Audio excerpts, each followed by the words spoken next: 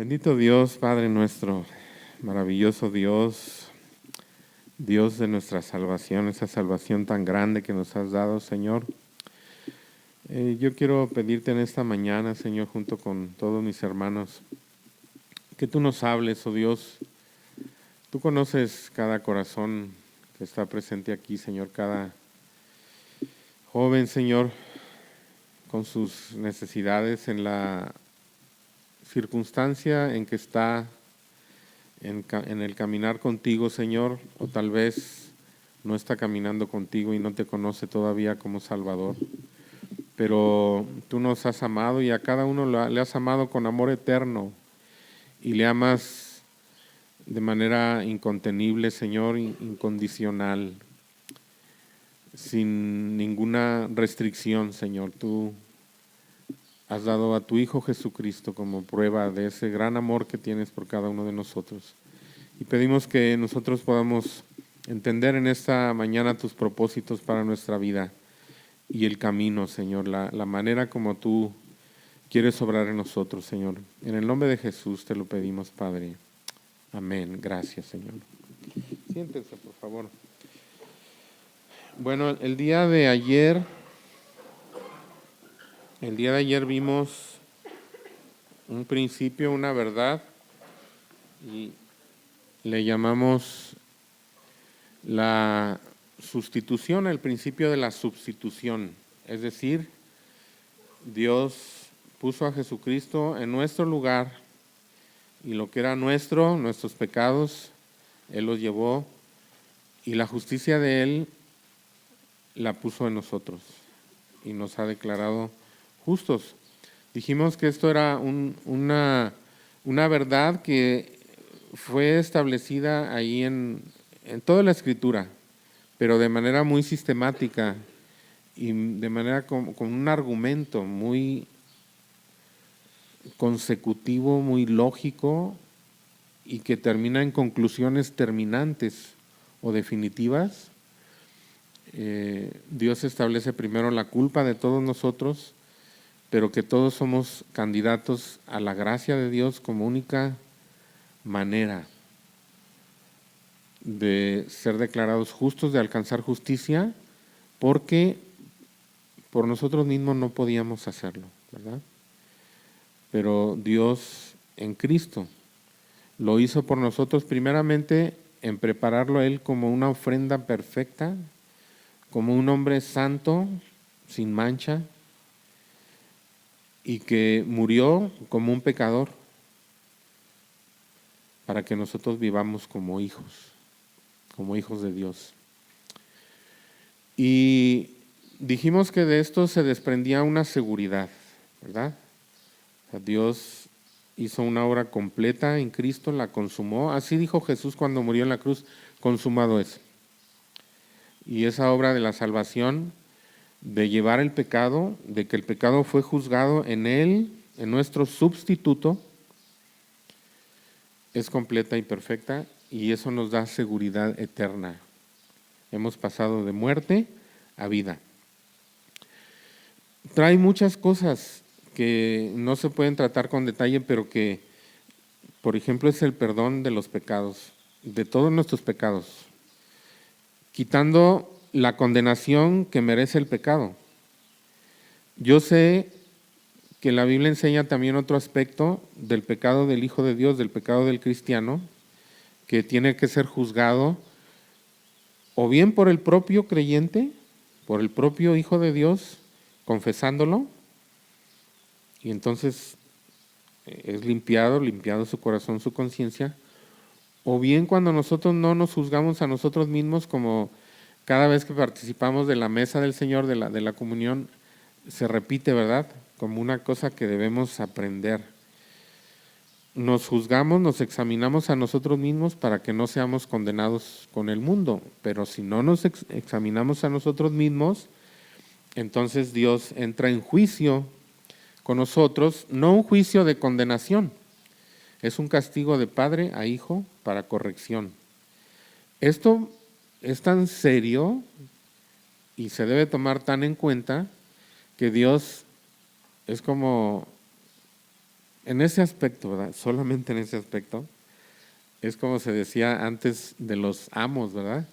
Que tenían derecho de vida y de muerte sobre sus propios siervos. Dios se reserva aún el derecho de quitarle la vida a un hijo suyo para librarlo de la condenación eterna, mediante un juicio, una enfermedad, un accidente. Y hay que decirlo también, no toda enfermedad y no todo accidente es producto del pecado, ¿verdad? Pero Dios es el que sabe esas cosas. Y hablábamos de algo, ¿verdad? De que llegamos a esa seguridad por medio de una fe verdadera en la obra de Cristo en la cruz, y esa fe, ese fundamento, dijimos, de Dios está firme y tiene un aspecto que es hacia Él, que Él ve, que Él conoce, pero tiene un aspecto que es hacia los hombres. Y así dice Timoteo, ese versículo solamente dijimos ahí a la mitad. El fundamento de Dios está firme, teniendo este sello. Conoce el Señor a los que son suyos, pero acá dice, apártese de iniquidad todo aquel que invoca el nombre del Señor. Es decir, el hecho de ser de Dios se manifiesta en una manera de vivir que ven nuestros hermanos y que ve el mundo también. Desde luego Dios también lo ve. Bueno, vamos a ver el día de hoy otro gran principio, otra gran verdad, y esa verdad ya no es la sustitución, sino es la identificación. La sustitución, el hecho de que Cristo fue nuestro sustituto en la cruz, tiene que ver con librarnos de la condenación. El pecado trae culpa, y cuando una persona es juzgada y encontrada culpable de cualquier delito, entonces se decreta una sentencia y se ejecuta la sentencia. 5 años de cárcel, 10 años de cárcel, cadena perpetua, pena de muerte. El pecado trae culpa y la sentencia que hay sobre el pecado es la muerte. La paga del pecado es muerte. Esto está establecido mediante la palabra de Dios, la ley. A veces nosotros entendemos ley solamente aquellos 10 mandamientos o muchas ordenanzas que se dieron en el Antiguo Testamento por medio de Moisés, pero de hecho Adán estuvo bajo una ley. Esa ley tenía un solo mandamiento. Ese es, no comerás del árbol de la ciencia del bien y del mal, y tenía una sentencia, porque el día que de él comas, ese mismo día morirás. Vemos que Adán siguió viviendo, pero la muerte en la palabra de Dios siempre se presenta como una separación. La muerte física es la separación de la parte inmaterial del hombre de su parte física, y el cuerpo queda sin vida, pero el alma sigue viviendo, el espíritu sigue viviendo. Así Adán, el día que comió de ese fruto prohibido, murió espiritualmente al ser separado de Dios, porque Dios es la única fuente de vida, de toda clase de vida, aún de la vida física, pero en ese caso especial era de la vida espiritual, y Adán llegó a estar muerto en sus delitos y pecados, separado de Dios. Esa condición podía seguir eternamente, pero Dios tuvo misericordia y presentó diferentes recursos que apuntaban siempre hacia la obra de Cristo en la cruz para llevar el pecado, para quitar el pecado y entonces volver a reconciliar al hombre consigo mismo. Esta identificación nos habla de una semejanza y está establecido con toda claridad en la Escritura. Miren, vamos a leer Génesis 1, versículos 11 y 12. La identidad se realiza en una semejanza, y esta semejanza, ahorita vamos a ver que afecta a varias cosas. A ver, ayúdenme por favor a leerlo. Versículos 11 y 12 del capítulo 1 de Génesis.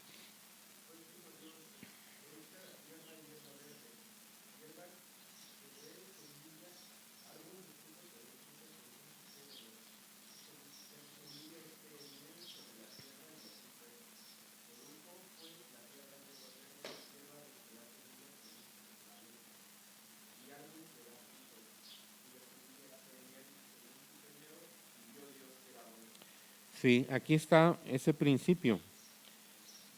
La hierba y los árboles, la hierba da semilla, el árbol da fruto y tiene semilla dentro de ese fruto.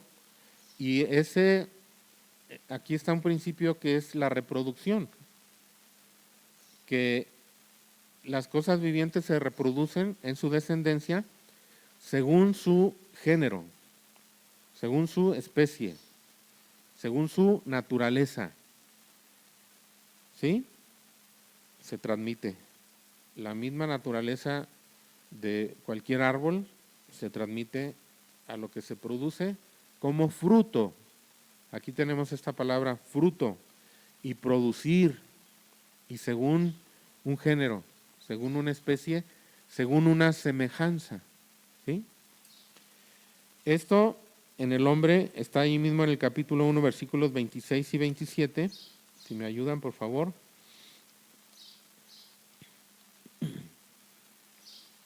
Génesis 1, 26 y 27.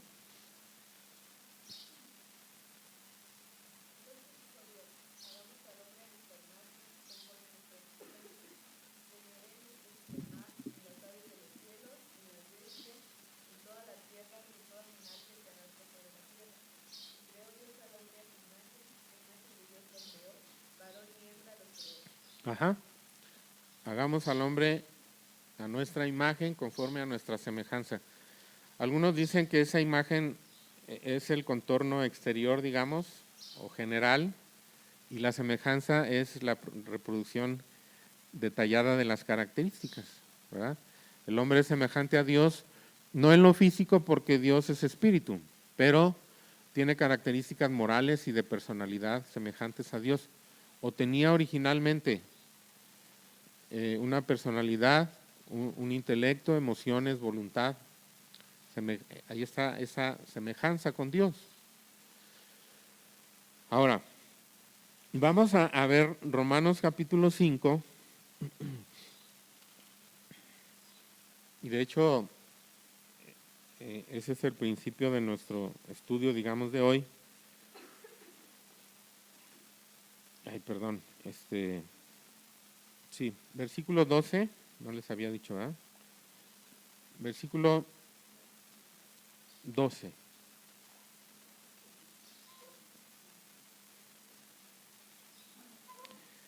A ver cómo dice.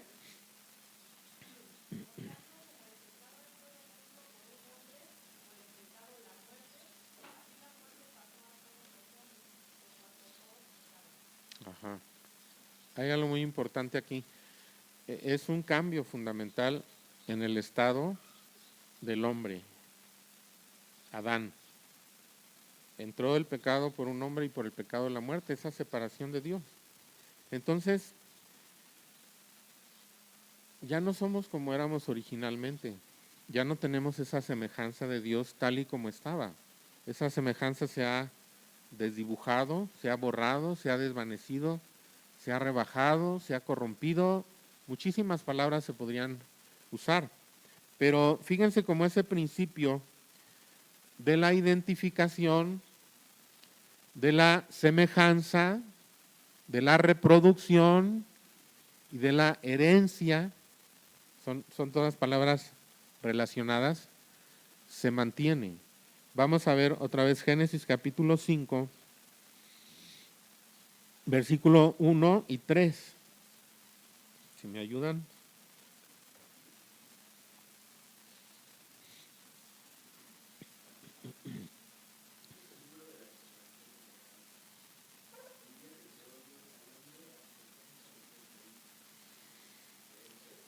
Sí, pero primero nos detenemos tantito ahí.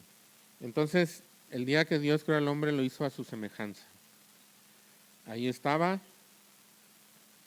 completito, bien, perfecto, sin tacha, en la medida, en la estatura, en la condición, en la naturaleza, en la relación con Dios, tal y como Dios lo quiso originalmente.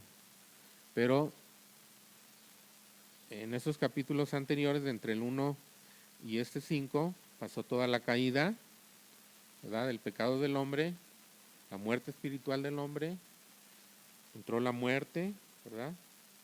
así como vimos en Romanos 5:12. Y fue después de todo esto que se habla lo del capítulo, del versículo 3. Ahora sí, por favor.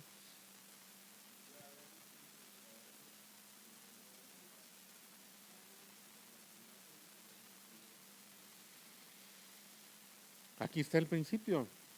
La hierba da semilla según su género y se reproduce, y las hierbas que resultan son semejantes a la original, al progenitor, ¿verdad? Bueno, así Adán. Adán ya había pecado, ya había caído, ya la imagen de Dios estaba borrada, ya tenía en sí la muerte espiritual, y estaba escrito como que de una semilla que está en el interior, es el espíritu que está muerto, y así son las cosas. Siempre van de adentro hacia afuera. Y esa muerte que estaba adentro finalmente alcanzó el exterior y Adán murió.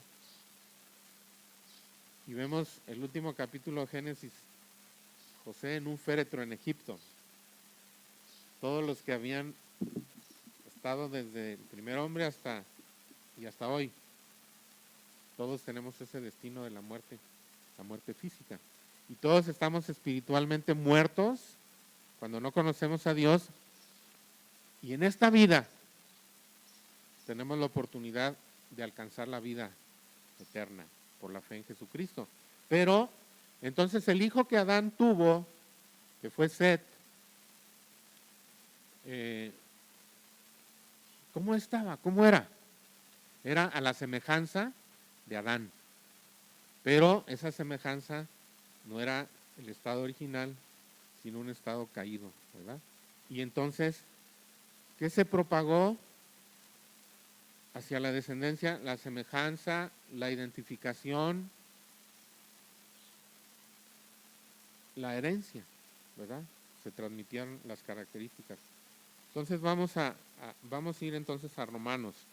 Ahora, fíjense cómo pasa la escritura de una declaratoria de justicia inicial que está en el capítulo 5, el primer versículo. El argumento avanza hacia la seguridad. Es decir, esta declaratoria de justicia, Dios nos declara justos. Una declaratoria de esta naturaleza es que a los ojos de Dios somos como si nunca hubiéramos pecado. Ese es el alcance que tiene esa declaración de Dios. Nos declara justos, como si nunca hubiéramos pecado. Nuestros pecados han sido borrados, han sido olvidados por Dios. En cuanto a esa culpa que lleva a la condenación. Entonces, de ese primer versículo, justificados pues por la fe, tenemos paz para con Dios por medio de nuestro Señor Jesucristo. Dice, ese es como una frontera.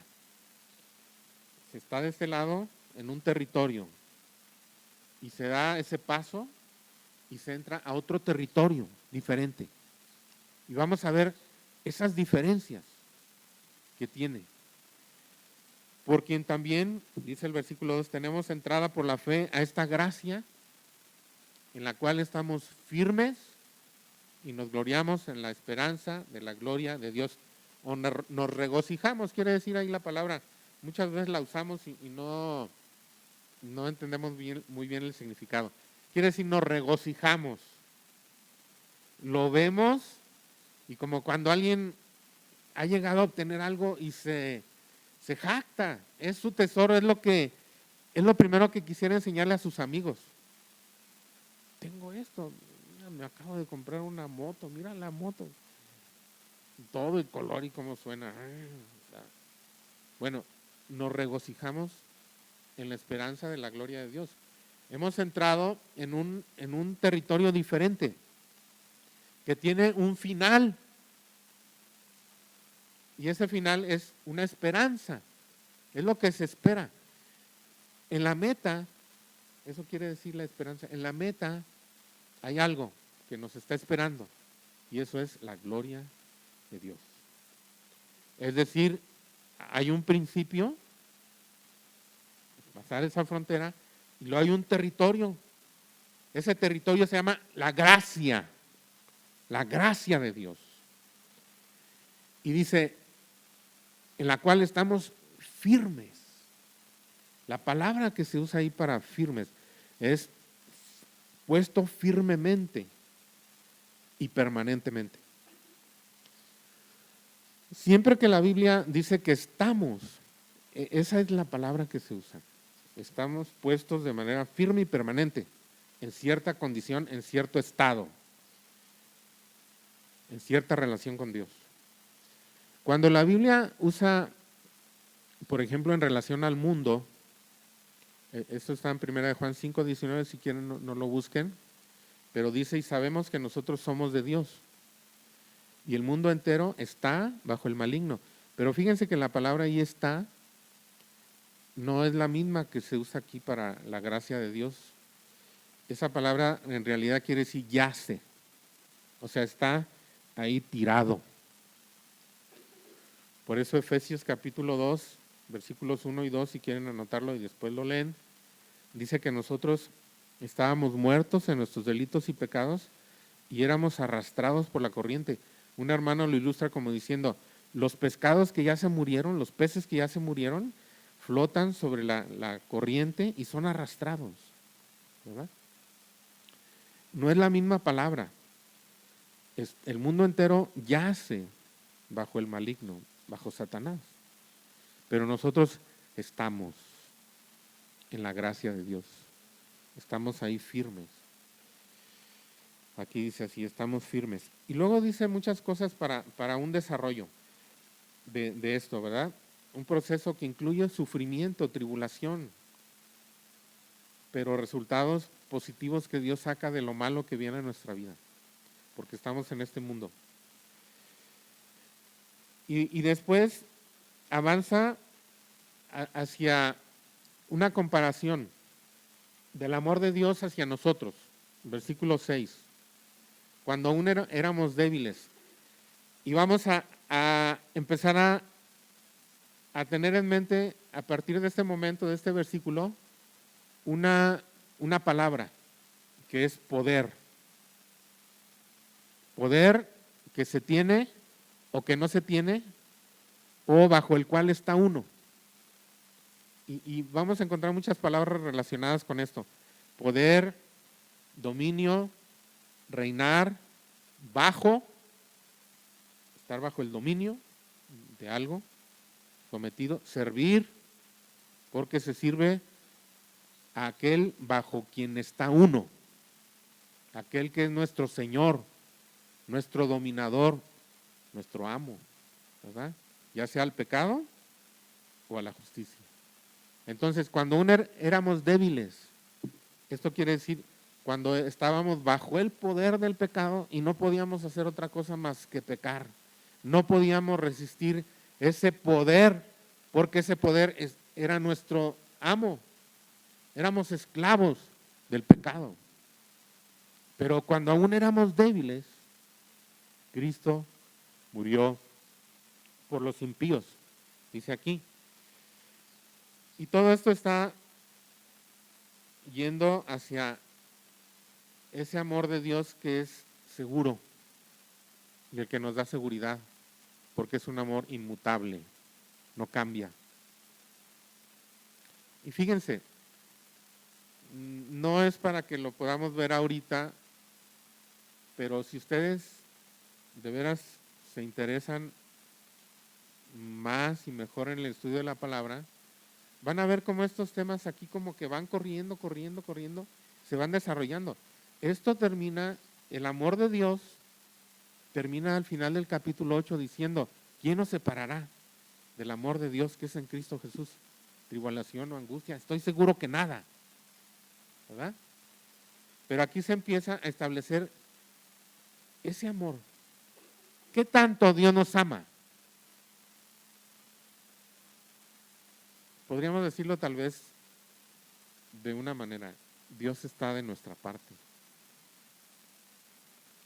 Dios es nuestro hincha, nuestro fan, el que a su propio Hijo no perdonó, sino que lo entregó por todos nosotros. ¿Cómo no nos dará con Él todas las cosas? Dios está de nuestra parte, y si Dios está por nosotros, ¿quién? ¿Quién contra nosotros? Entonces fíjense, versículo 8, más Dios muestra su amor, o sea, muestra el tamaño de su amor para con nosotros, en que siendo aún pecadores, Cristo murió por nosotros. Se describe esta condición como que éramos enemigos en nuestra mente. Ahí lo tienen ustedes también en el capítulo 2 de Efesios. No lo buscan ahorita. También en Colosenses capítulo 1, versículos por ahí del 16 al 20. Extraños y enemigos en nuestra mente. Estando en esa condición de enemigos, Cristo murió por nosotros. Dios muestra qué tanto Dios nos ama. Esa es la medida del amor de Dios. No hay otra medida más grande. Dios entregó lo que más quería a su Hijo para morir por nosotros. Bendito sea su nombre. Y luego dice, pues mucho más, estando ya justificados en su sangre, por Él seremos salvos de la ira. Es lo que les decía yo anoche. Hemos sido justificados por medio de la fe, desde el origen de la gracia, pero en realidad es justificados en su sangre. Eso es lo que realmente nos salva. Y no crean que es algo así como, sobre todo para los amigos que tal vez están escuchando estas cosas por primera vez, que la fe cristiana es algo así como sanguinario y que es como que nos bañan con sangre. No. En el capítulo 17 del libro de Levítico, versículo 17 me parece que es, dice que la vida de la carne, de los seres vivos, en la sangre está. Entonces, cuando hablamos de la sangre de Cristo, estamos diciendo que Él entregó su vida, porque la paga del pecado es la muerte y teníamos nosotros que morir. Y Él entregó su vida por nosotros. Somos justificados en su sangre. Es cierto, derramó toda su sangre, pero no es así como que, o como a veces se dice, me cubro con la sangre de Cristo. No, a veces caemos en ciertas, expresiones por no entender el fondo de las frases bíblicas. Cristo dio su vida por nosotros. Y sí, su sangre nos salva, nos justifica en ese sentido, ¿verdad? Entonces, dice que si Él, cuando éramos enemigos, pecadores, Cristo murió por nosotros, mucho más. Y empieza a hacer estas comparaciones, mucho más. Estando ya justificados en su sangre, por Él seremos salvos de la ira. Es decir, ya no vendremos más a condenación. Ya no estamos sujetos al juicio de condenación. Estamos sujetos a un juicio familiar de castigo y de disciplina para limpieza y crecimiento. Pero no estamos sometidos nunca. El cristiano estará delante de ese trono blanco que dice Apocalipsis 20, donde se abren los libros y se ve qué hiciste, qué no hiciste. Nunca. Hemos sido trasladados completamente, librados de la ira venidera. Sí hemos de ser juzgados por nuestras obras en el tribunal de Cristo para recompensas o para pérdida de recompensas, ¿verdad? Bueno, y luego en el versículo 10 hace un remate de lo anterior, pero empieza a anunciar lo que sigue. Fíjense, porque si siendo enemigos fuimos reconciliados con Dios por la muerte de su Hijo, mucho más estando reconciliados, es decir, ya no somos enemigos, hemos sido puestos en amistad con Dios. Dios nos ha dado un abrazo de bienvenida. Somos aceptos en el amado. Cuando nosotros pensamos que si somos recibidos bien por Dios, si somos aceptos, esto de la aceptación es algo que afecta mucho aún en términos humanos. Qué incomodidad, qué tortura es no sentirse aceptado. Es entrar en un lugar donde decimos, aquí no soy bien recibido. Es algo muy feo. Aún en términos humanos, ¿verdad? Bueno, somos aceptados por Dios en el amado. Cuando nosotros vamos a Dios, nos recibe como si fuéramos Jesús. Eso quiere decir aceptos en el amado. Porque no nos ve en lo que nosotros somos, sino que en lo que Él nos ha cubierto, con lo que Él nos ha cubierto de Cristo mismo. Los que hemos sido bautizados en Cristo, dice Gálatas 3:27, de Cristo estamos revestidos y así nos presentamos delante de Dios. Entonces, fíjense, seremos salvos por su vida o en su vida. Y luego termina esta sección diciendo, no solo esto, sino que también nos gloriamos en Dios por el Señor nuestro Jesucristo, por quien hemos recibido ahora la reconciliación. Nos regocijamos en Dios, habiendo sido aceptados. Ya no es alguien de quien esperamos juicio, sino bendición. Y en el versículo 12, empieza a desarrollar plenamente la verdad de la identificación. Y esta es una verdad que está en toda la Escritura. Para eso leímos Génesis 1 y Génesis 5. Por tanto, como el pecado entró en el mundo por un hombre, y por el pecado la muerte, así la muerte pasó a todos los hombres, por cuanto todos pecaron. Miren, es muy importante que entendamos esto, es una base muy importante de nuestra fe. Ese por cuanto todos pecaron, no quiere decir que la muerte como destino y el juicio y la condenación y todas las cosas que vamos a ver un poquito más adelante, vienen cuando un niño, un bebé, peca por primera vez. No. Esto viene a todos los hombres por herencia de Adán. Porque Adán, aquí más adelante va a decir, es un tipo del que había de venir y el que había de venir es Cristo. Entonces, ¿cuándo es que todos pecaron o todos pecamos? En Adán. Porque nosotros estábamos en Adán. Así como una planta que nace de otra, estaba primeramente en esa planta. ¿Cómo que estaba en esa planta? Estaba en la semilla. Por eso leímos todas esas cosas. Tiene una razón, ¿verdad? De ser. Y nos va a ayudar a comprender esto. Esto es muy claro por lo que sigue. Dice, pues antes de la ley había pecado en el mundo, pero donde no hay ley no sin culpa de pecado. Dios le dio un mandamiento a Adán, uno solo, ¿se acuerdan? Eso era la ley para Adán, no comerás del árbol de la ciencia del bien y del mal. Y una sentencia, ¿verdad? Después no hubo ley, pero luego vino Moisés y hubo una ley. Sin embargo, todos esos que pecaron, porque se transmitió una naturaleza, según su género y según su especie. Todos los que descendemos de Adán somos pecadores por herencia, por naturaleza, no por decisión propia, no nos podemos escapar. Esos somos, ¿verdad? Entonces, no es por pecado personal. No es por pecado personal que somos pecadores. Más bien, pecamos personalmente, cometemos pecado porque somos pecadores. Sí, es al revés. No pecamos y entonces nos convertimos en pecadores, sino que somos pecadores y por eso pecamos. ¿Sí? Es muy importante esta distinción.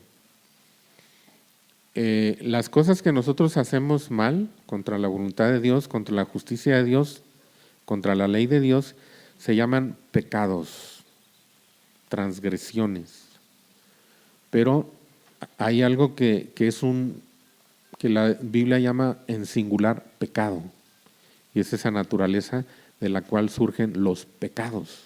¿Sí? Es importante esta distinción. Bueno, ahora,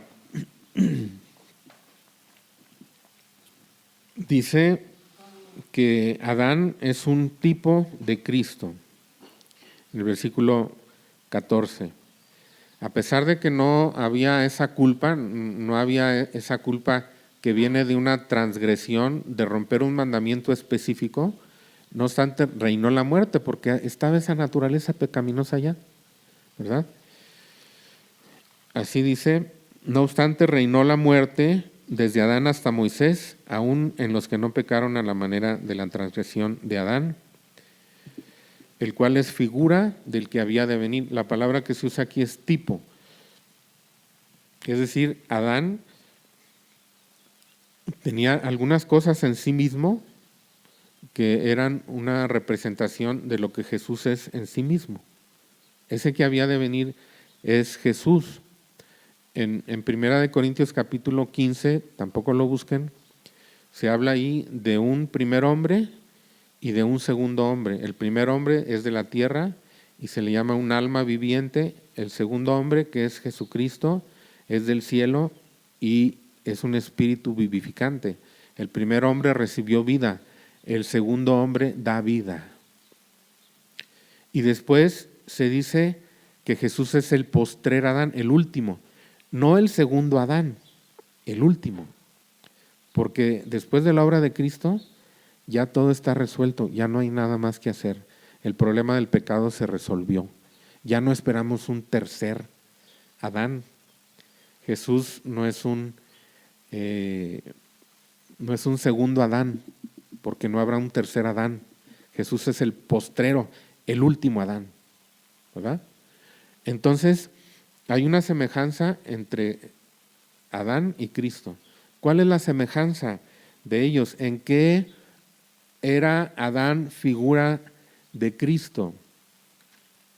Y fíjense, no sé si notaron algo, pero vimos ahí esa palabra que les dije que íbamos a estar encontrando, y dice, reinó la muerte. ¿Se acuerdan que dijimos que había poder, dominio, esclavitud, reinado, ¿verdad? Reinó la muerte. Entonces no fue por el pecado personal, sino por la herencia del pecado de Adán, porque nosotros en Adán pecamos. Y ahí está la clave de ese tipo o figura. Es decir, nosotros estábamos en Adán. Así como un nieto está en el abuelo, ¿verdad? Si ese abuelo no hubiera existido, ese nieto tampoco existe. Y así, ¿verdad? Es la reproducción, la semejanza que se transmite, la herencia, ¿sí? Ahora, entonces, Adán es tipo de Cristo porque él es cabeza de una raza. Es una cabeza representativa. Y alguien que es representativo quiere decir que todos aquellos que representan está en él, ¿sí? Él es su representante. Y entonces, eso mismo va a pasar con Jesús en relación a nosotros. Yo les dije ayer, Jesús fue nuestro sustituto en la cruz. Pero en esta verdad sobre la identificación, aquello fue una verdad de la sustitución, Jesús es nuestro representante. Así como estábamos representados en Adán, así estamos representados en Cristo. ¿Sí? Esto es muy importante. Nosotros somos una nueva creación. Cuando la palabra de Dios dice ahí en 2 Corintios 5, 17, ese versículo creo que la gran mayoría de nosotros lo sabemos. A ver quién me lo dice.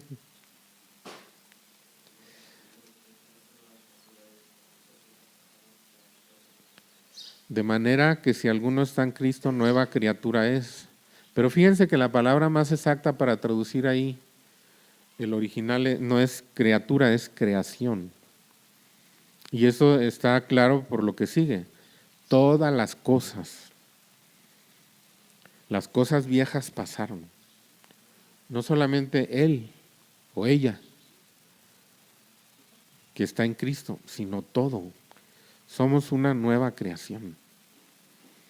Las cosas viejas pasaron, aquí todas son hechas nuevas. Ese es el sentido en que Adán es un tipo de Cristo. Él es la cabeza de una creación, la vieja creación, y esa vieja creación toda fue clavada en la cruz, toda. Por eso la misma, inclusive la creación va a ser renovada. Esto nos parece todo muy bonito. Pues sí, está muy bonito. Está más bonito que Coacalco, ¿verdad? Está más bonito que Villa de las Flores. Pero la creación originalmente era increíblemente más bella y será mejor todavía. Y nosotros no seremos como fue Adán originalmente, aún con toda la grandeza, la integridad, porque le faltó algo. Nunca recibió vida eterna, ¿verdad? Y nosotros tendremos vida eterna y seremos semejantes a Cristo en su gloria. Tendremos un cuerpo glorificado. Entonces, aquí está estableciéndose este principio importante de la identidad. Nosotros fuimos identificados con Adán y por estar identificados con Adán nos tocaron un montón de cosas, pero muchas. Ahí 1 Corintios capítulo 15 dice, estoy en el versículo 45 y en adelante, dice, así también está escrito, fíjense cómo se está comparando a Cristo con Adán. Así también está escrito, fue hecho el primer hombre Adán, alma viviente, el postrer Adán, espíritu vivificante. El versículo 47, el primer hombre es de la tierra, el segundo hombre, que es el Señor, es del cielo. Y luego dice, ¿cuál el terrenal? O sea, igual que el terrenal, así también los terrenales. Digamos que esta palabra es un poquito, o esta forma de comparar un poquito arcaica, más antigua en el lenguaje y no nos queda tan claro, pero es de la misma manera que fue el terrenal, así también todos los terrenales. ¿Cuál el terrenal? También los terrenales. ¿Y cuál el celestial? Tales también los celestiales. De la misma manera que es el celestial, así también son en muchos sentidos y serán completamente en todos los sentidos como el hombre celestial, como el segundo hombre, como el postrer Adán. Así como hemos traído la imagen del terrenal, así también traeremos la imagen del celestial. Esta es aquello en lo cual Adán es un tipo de Cristo. Es cabeza de una raza, cabeza de una creación, representante, y así Cristo es cabeza, representante de una nueva creación, que somos nosotros cuando creemos en Cristo, cuando estamos en Cristo, de manera que si alguno está en Cristo, es una nueva creación. Las cosas viejas pasaron, todas son hechas nuevas. Ahora, vamos a ver aquí todo lo que, bueno, no todo, ¿verdad? Porque es mucho, pero quiero decir algunas de las cosas que son nuestras por estar en Adán. El pecado, la muerte, versículo 1, la culpa, versículo 3, perdón, el 12. Es el primero de la sección, pero es el versículo 12. La culpa, que sin culpa de pecado.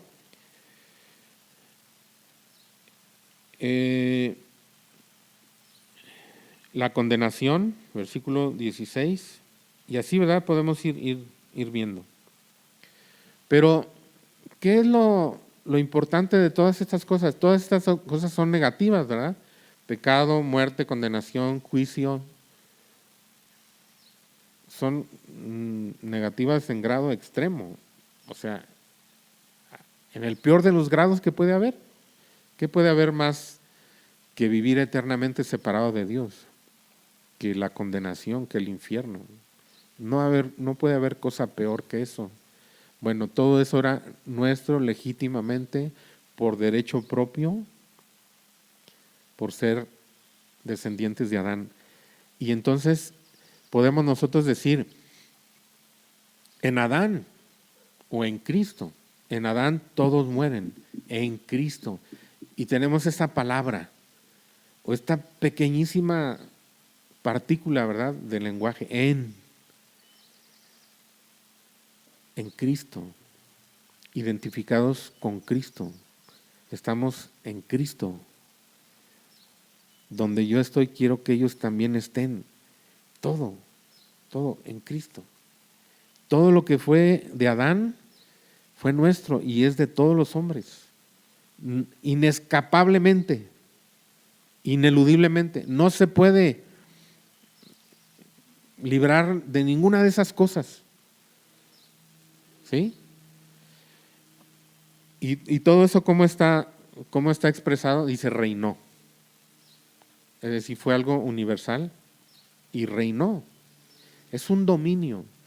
Yo quisiera leerles abran su Biblia por favor en Isaías 14, algo que tengo aquí una versión que se llama la Biblia textual y lo expresa creo que con mucha fuerza y claridad. Aquí en nuestras Biblias también está, pero creo que esta traducción es muy fuerte, o sea, la expresión tiene mucha fuerza, las expresiones que vamos a leer. 9:15. 14, versículos 4 al 6. Entonces pronunciarás mofa contra el rey de Babilonia, diciendo, aquí el rey de Babilonia es un tipo de Satanás, así como en Ezequiel 28, el rey de Tiro es un tipo de Satanás. Entonces, dice, pronunciarás mofa, una burla contra el rey de Babilonia, diciendo, ¿cómo terminó el tirano? ¿Cómo acabó su prepotencia? Jehová ha hecho pedazos la vara de los impíos. Fíjense todas las palabras que expresan poder aquí. Por eso estamos leyendo esta porción. El tirano, la prepotencia, la vara, el cetro. El cetro es lo que empuñan los reyes como símbolo de su dominio. El cetro de los dominadores, que con furia golpeaba a los pueblos sin cesar, e iracundo oprimía a las naciones con acoso imposible de impedir. Y luego vamos a leer versículos 16 y 17. Los que te vean te observarán atentamente, se cerciorarán de ti y dirán, ¿es aquel varón que hacía temblar la tierra, que sacudía a los reinos, que convirtió el mundo en un desierto, que asoló las ciudades y a sus presos nunca abrió la cárcel? Nunca ningún hombre en toda la historia se ha podido escapar del dominio del pecado, del dominio de la muerte, del dominio de la condenación, a menos que Dios con su brazo poderoso quebrante el cetro de los tiranos, que haga pedazos la vara de los impíos, que quiebre el dominio de Satanás, que rompa el dominio del pecado. Es poder contra poder.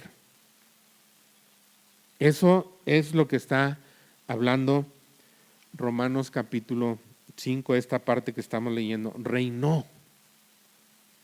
Reinó la muerte, reinó el pecado, reinó la condenación.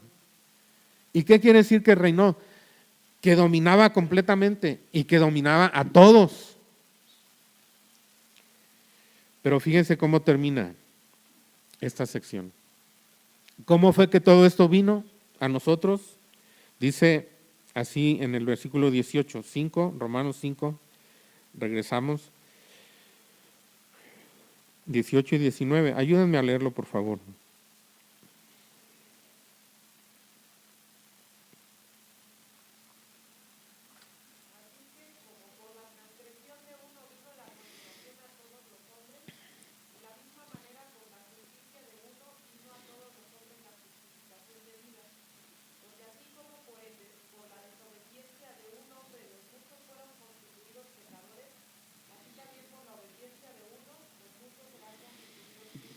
Ajá. ¿Cómo vino esto? Por el pecado de un hombre. Vino la condenación, vino la muerte. Pero ¿cómo viene la vida, la justificación de vida? ¿Cómo viene la gracia? ¿Cómo viene el don de la justicia? Por la justicia de un hombre, Jesucristo, por la gracia de un hombre. Y fíjense, ayer yo les hablaba de la vida justa, ¿verdad? De Cristo. Desde su nacimiento hasta la cruz, donde Él fue hecho pecado por nosotros, pero no murió por un pecado propio, sino eran los nuestros, los que estaban ahí, y el justo murió por los injustos, y el que no hizo pecado fue hecho pecado por nosotros. Y fue toda su vida, pero fundamentalmente es un solo acto de justicia. Así como fue un solo acto de pecado el de Adán, es un solo acto de justicia, pero que resume tanto y que hace tanto y que es el centro de la historia, y es la cruz, la muerte de Cristo en la cruz. De ahí viene todo, de ahí viene todo. Pero viene todo, dice, de la manera, pero mucho más. Es decir, vamos a decir, ¿alguien se pudo escapar de la muerte que vino por medio de Adán? ¿Alguien se pudo escapar del juicio? ¿Alguien se pudo escapar de la condenación? ¿Alguien se pudo escapar del dominio del pecado? ¿Alguien pudo hacerlo? Aquel que tenía el imperio de la muerte, dice Hebreos 2:14, y que nunca le abrió la cárcel a uno solo de sus prisioneros. El mundo entero yace bajo el maligno, ¿verdad? Pero ahora por la justicia, por un solo acto de justicia. Y fue la cruz, la muerte en la cruz. Pasa lo mismo. ¿Qué pasaba con todo aquello que era nuestro por estar en Adán? Dice, reinó. Es un poder.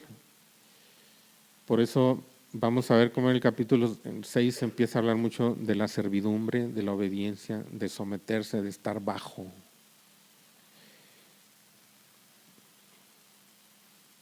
Que ya me extendí mucho. Pero quiero que quede bien claro esto. Vamos a entrar en la próxima reunión a lo que es estas verdades de identificación particularmente. Cristo, nuestro sustituto en la cruz, llevó nuestros pecados. Pero el problema no es solamente ese era un gran problema y está resuelto. El problema también es la cuestión no de los pecados, no de la culpa, no de la condenación, sino del poder. El poder del pecado. El poder como una fuerza que domina. El poder como una fuerza que esclaviza. Y que nos lleva, como dice el capítulo 7, me lleva cautivo. Así como alguien que lo encadenan y lo llevan arrastrando, ¿verdad? Una vez yo vi cómo metieron a un cuate a la cárcel. Así no debe ser, ¿verdad? La policía no debe actuar así, pero lo llevaban de los pies y había escalones. Y lo llevaban de los pies y iba rebotando con la cabeza en los escalones, iba todo golpeado. Bueno, cautivos, reina, es un dominio, es un poder, es un dominador, es un tirano. Pero fíjense cómo termina este capítulo. Así como el pecado reinó para muerte, así también la gracia reine.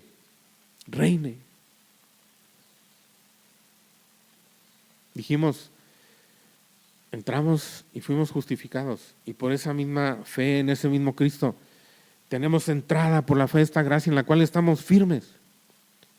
Estamos firmes. El pecado reinó para muerte, la gracia reina por la justicia, es decir, por la justicia de Cristo. ¿Cuál es el principio que domina nuestra vida en relación con Dios? Díganmelo ustedes. Es la gracia. La gracia reina por la justicia.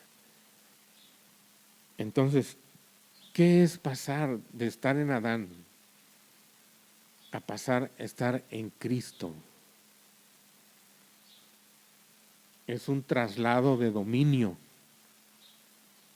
Es estar bajo el poder de un amo, de un tirano. Cuando dice la palabra de Dios, la paga del pecado es muerte, ahí la palabra que se traduce como paga es la miserable paga. La miserable paga del pecado es la muerte. Pero la dádiva de Dios es vida eterna en Cristo Jesús, Señor nuestro. Entonces, esta es la gran diferencia, pero la gran similitud. Entendamos este concepto bien, esta semejanza, esta identidad. La gran diferencia, porque lo que reinaba era la condenación, el pecado, la muerte. Y la diferencia es que ahora reina la gracia para vida eterna. Pero la similitud es que reina, los dos reinan, los dos son un poder que domina. Y así como estuvimos bajo el poder del pecado, estamos ahora bajo la gracia, y la gracia reina. Eso lo vamos a ver un poco más adelante, pero dice en el capítulo 6, versículo 14. Perdón, es el versículo, sí es el 14.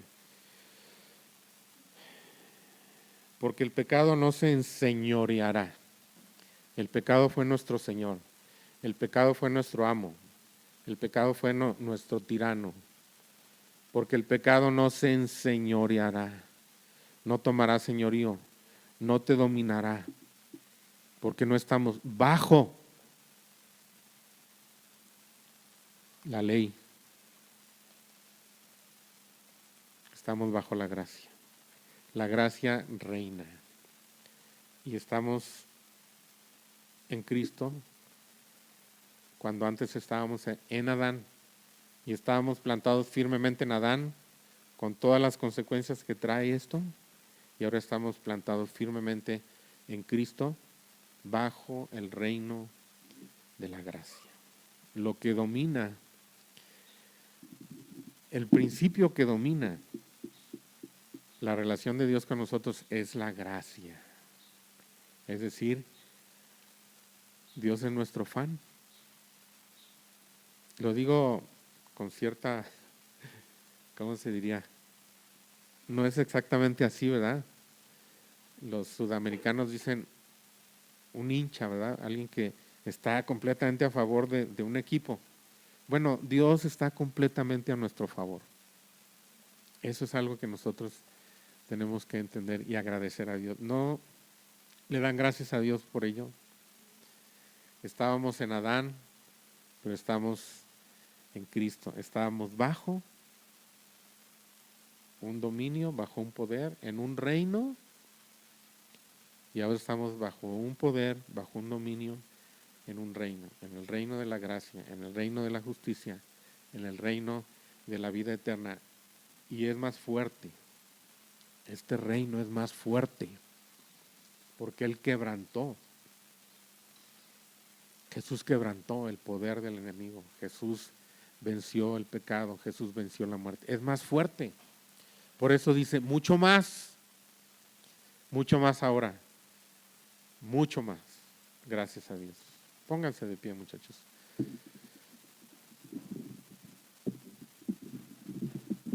Demos gracias a Dios. No sé si pudiéramos, yo sé que ensayan cantos y tienen preparados algunos cantos, algún canto que nos hable de este tema que vimos hoy.